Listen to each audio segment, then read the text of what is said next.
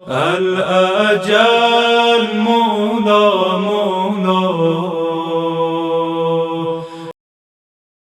لا حول ولا قوة إلا بالله العلي العظيم. أعوذ بالله السميع العليم من الشيطان الرجيم. بسم الله الرحمن الرحيم. الحمد لله رب العالمين، والصلاة والسلام على أشرف الأنبياء والمرسلين حبيب إله العالمين سيدنا ونبينا أبي القاسم محمد وعلى آله الطيبين الطاهرين المعصومين سيما على بقية الله في العالمين، واللعنة الدائمة الباقية على أعدائهم أجمعين. حضرات گرامی، السلام علیکم ورحمۃ اللہ وبرکاتہ. اس مقدس مہینے کی مبارکباد دیتے ہوئے خدا بند عالم کی بارگاہ میں دست دعا ہے. خدا بند عالم اس مقدس و مبارک مہینے میں جس کی ہر ساعت ہر لمحہ بہتر سے بہتر اور افضل سے افضل ہے اور جس میں دعائیں قبول ہوتی ہیں، ہماری اول و آخر دعا اس مبارک مہینے میں یہ ہونا چاہیے: خدا صاحب رمضان، صاحب قرآن اور صاحب شب قدر حضرت حجت ابن الحسن عسکری صلوات اللہ سلام علیہ کے ظہور نور میں تاجیل فرمائے، اور ان کے قدم کی برکتوں سے اور ظہور کی برکتوں سے دنیا سے ساری آفتیں بلائیں دور ہوں اور یہ دنیا امن و امان کا گہوارہ قرار پائے. عزیزان گرامی، اس بات کو عرض کرنا چاہتا ہوں اور آپ کے ذہن بات رہے، اس وقت ہم سب کے سب مختلف بیماریوں میں پریشان ہیں. کورونا نے سب کو پریشان کر رکھا ہے. ابھی تک کسی کے پاس اس کا کوئی علاج مل نہیں رہا ہے. اگر ہم چاہتے ہیں کہ اس طرح کی بلاؤں سے ہم محفوظ رہیں اور ہماری مسجدیں پھر سے آباد ہوں، عبادت گھر پھر سے آباد ہوں اور اللہ کا گھر آباد ہو، نبی کی قبر مطہر آباد ہو اور امام حسین علیہ السلام اور بقیہ معصومین کے مزارات مقدس روضہ مبارکہ آباد ہو، تو ہم سب کو چاہیے دل کی گہرائیوں سے ان مبارک راتوں میں اور ان مبارک دنوں میں سچی نیتوں کے ساتھ، پاکیزہ زبانوں کے ساتھ ہاتھ کو بلند کر کے اپنے امام وقت کے ظہور کی دعا کریں. یقیناً ان کا ظہور ہوگا تو یہ ساری بلائیں خود بخود دور ہو جائیں گی.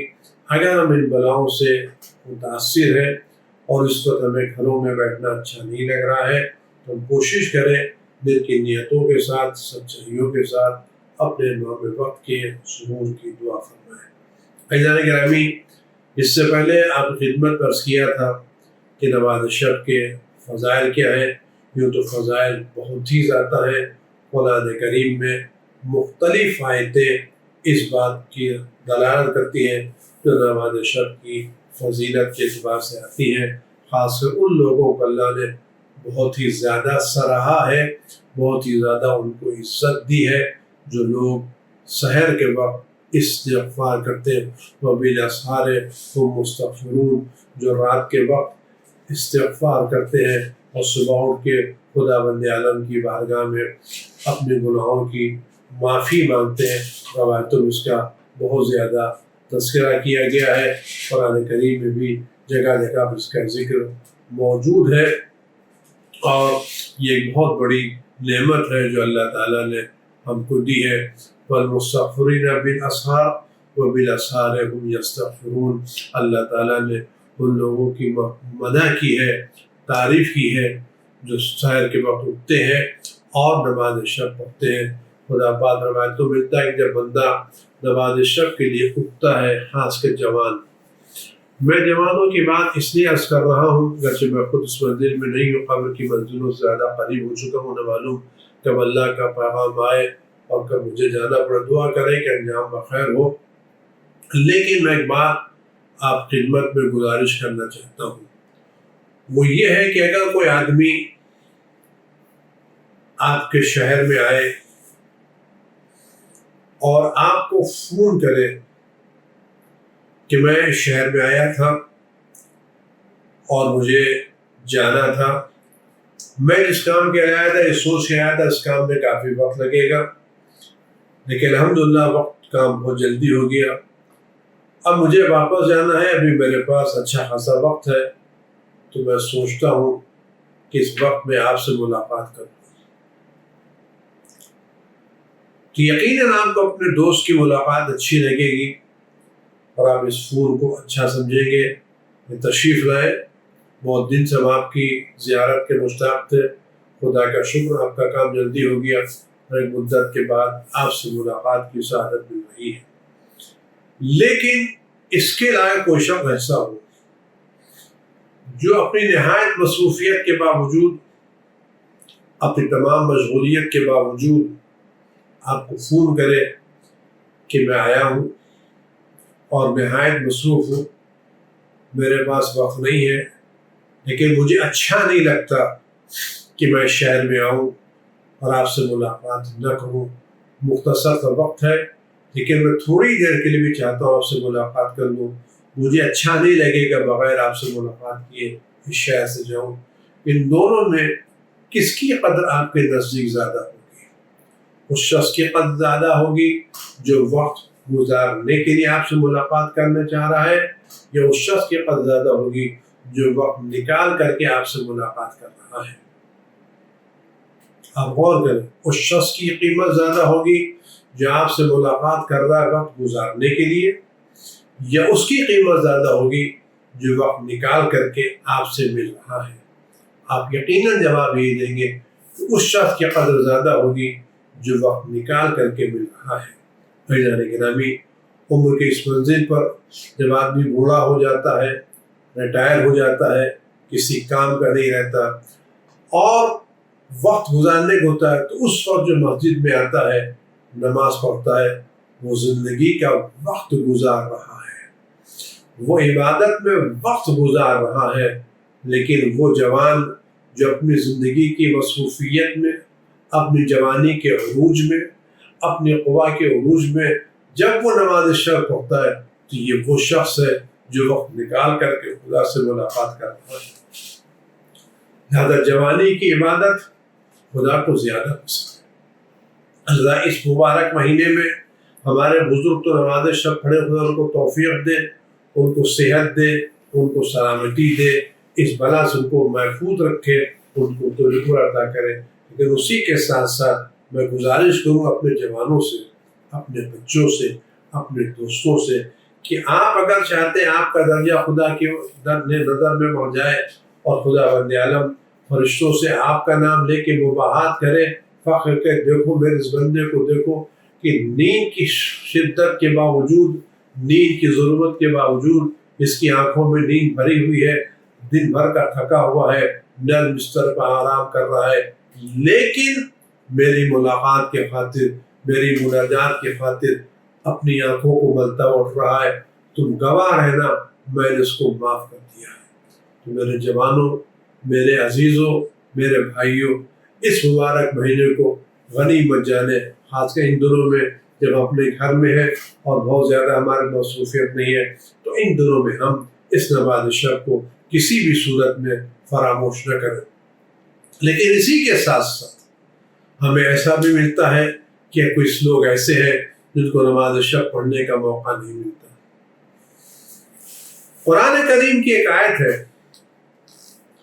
جو ہمیں اس طرف متوجہ کرتی ہے کہ ان اللہ لا یغیر ما بقوم حتی یغیروا ما بانفسہم، خدا بند عالم کسی بھی قوم کی حالت اس وقت تک نہیں بدلتا جب تک وہ خود اپنے آپ کو نہ بدلے۔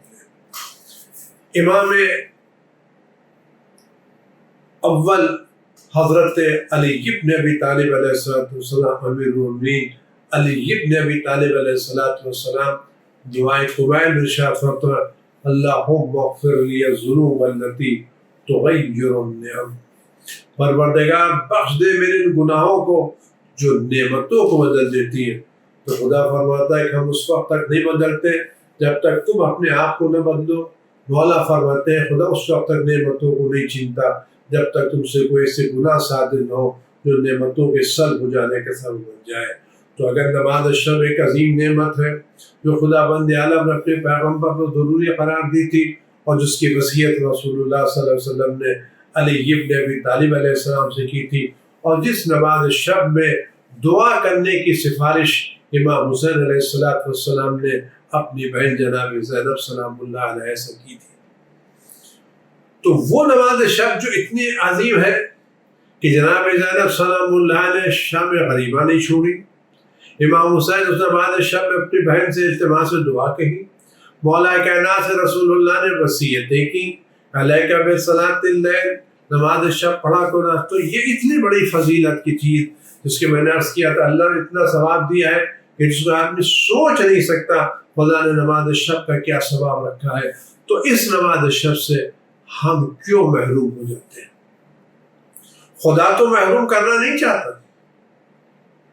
روایت ملتا ہے کہ کوئی بندہ ایسا نہیں ہوتا جس کو خدا بند عالم رات میں کئی مرتبہ نہ جگاتا ہو، لیکن وہ کروٹ لے کے سو جاتا ہے اور شیطان اس سے آ کے کہتا ہے ابھی تو وقت باقی ہے۔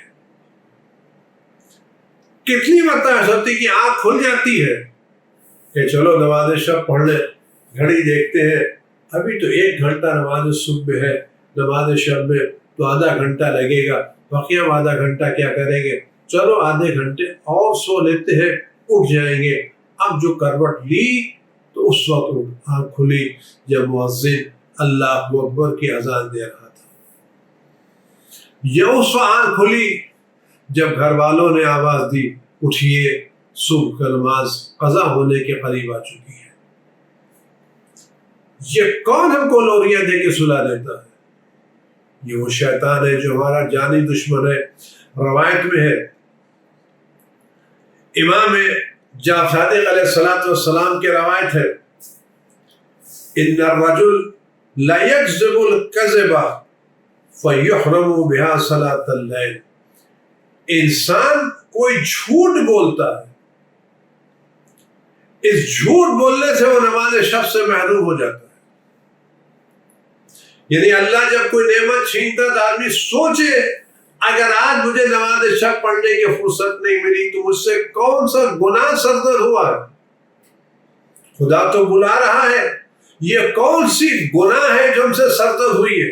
اور چونکہ رمضان المبارک گناہوں کی بخشش کا ذریعہ ہے، میں لازم اس مہینے میں مسلسل گناہوں کی مغفرت کی دعا مانگنا چاہیے۔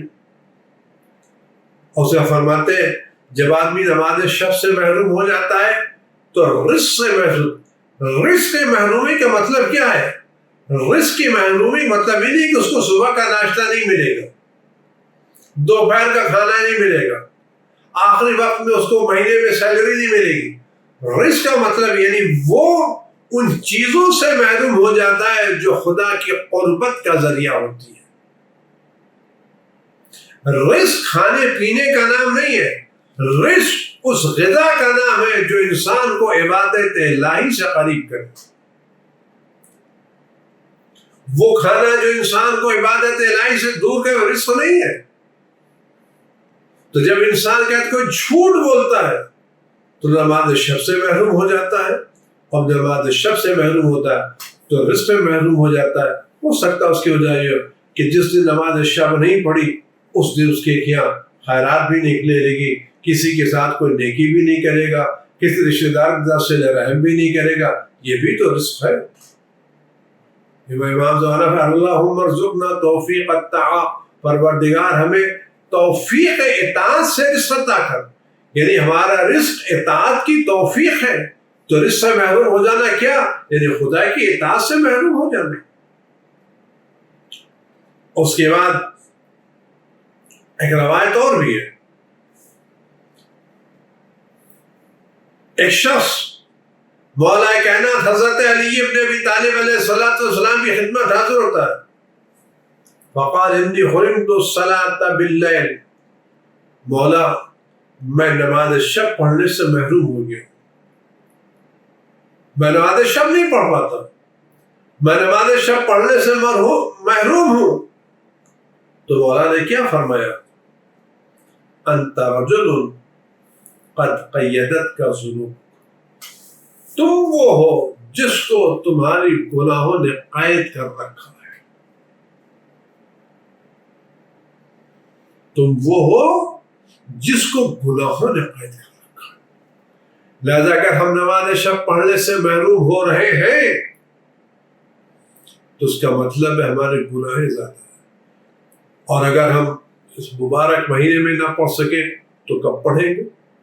لہذا ہمیں کوشش کرنا چاہیے اس مبارک مہینے میں ہم اس نماز شب سے محروم نہ ہو جائیں.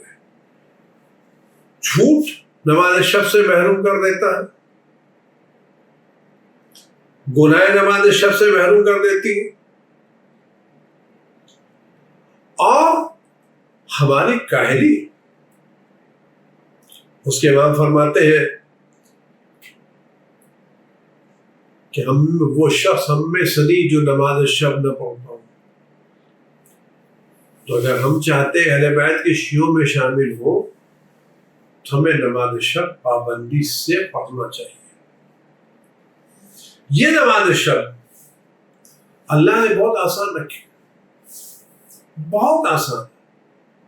خدا نے کوئی کام انسان نے مشکل نہیں رکھا ہے. خدا تو ثواب دینے کا بہانہ ڈھونڈتا ہے، بہانہ ڈھونڈتا ہے، بہانہ ڈھونڈتا ہے.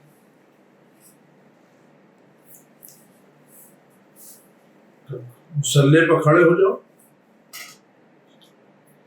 8 رکعت نماز صبح کی طرح سے پڑھ لو. اگر دل چاہتا ہے، وقت ہے، دل لگ رہا ہے، تو نماز صبح کی طرف سورہ حمد پڑھو، سورہ حمد کے بعد دوسرا سورہ پڑھو، پھر رکوع میں جاؤ، پھر سجدے میں جاؤ، پھر کھڑے ہو، پھر دوسری رکعت پڑھو، قنوت پڑھو، سجدے میں جاؤ. اگر وقت ہے تو کیا کہنا، حال ہے تو کیا کہنا.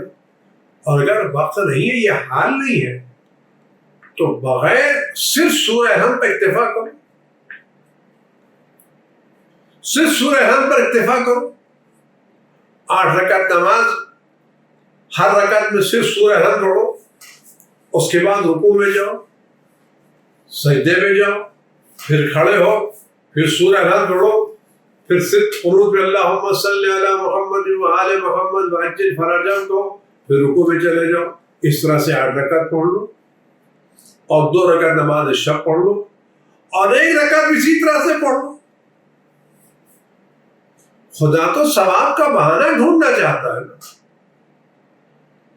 کھڑے ہو کے نہیں بیٹھ سکتے تو بیٹھ کر کے پڑھ لو.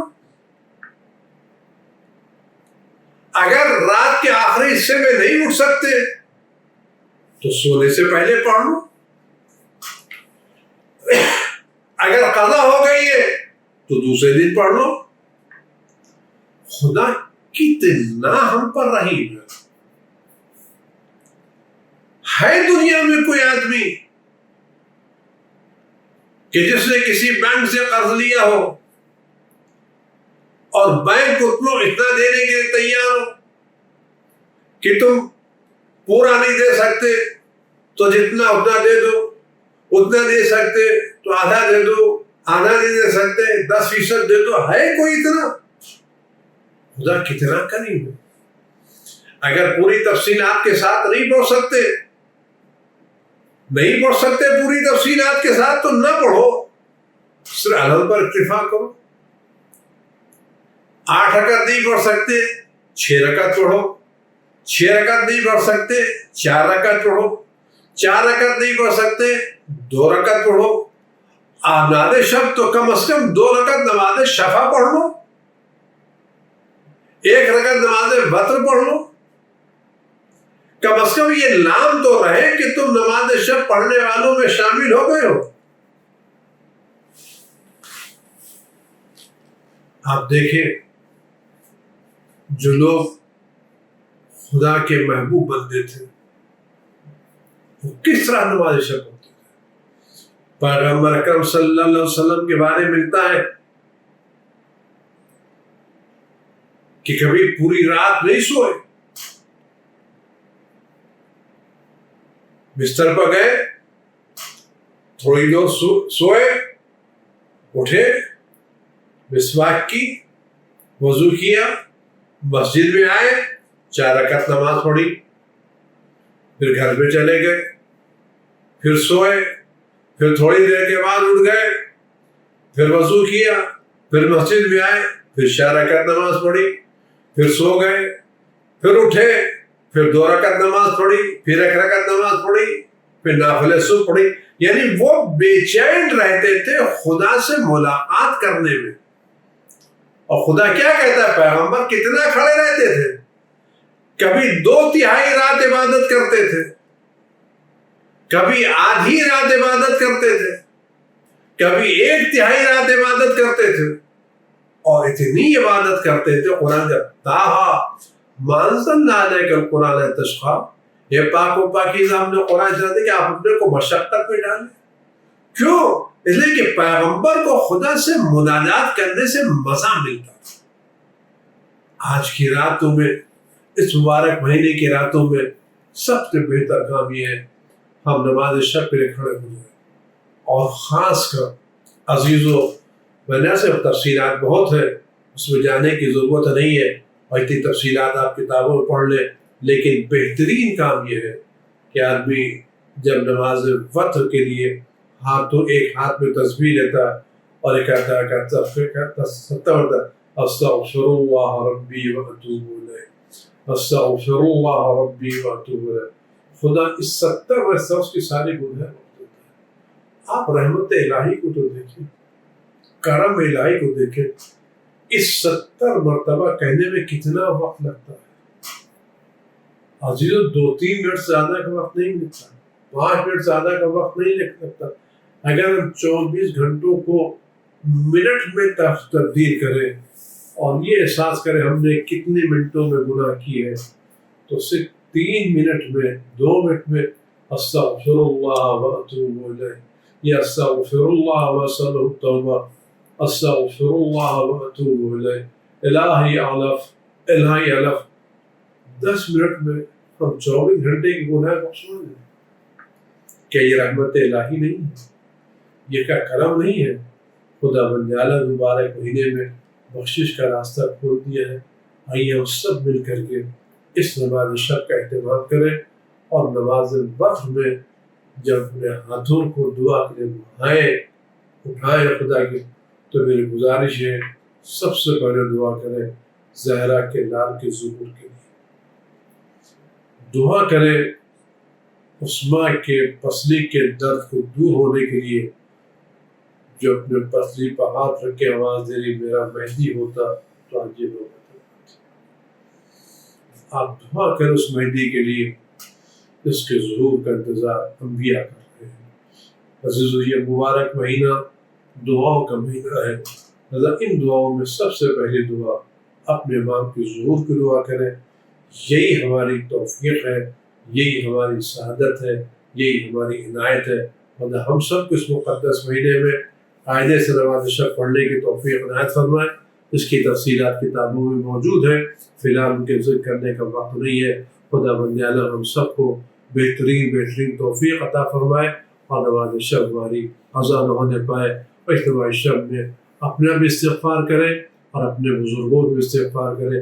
بقیہ تفصیلات ہیں وہ کتابوں میں موجود ہیں، آپ ان کو تفصیل سے پڑھ لیں. والسلام علیکم ورحمۃ اللہ وبرکاتہ. اللهم صل على محمد وآل محمد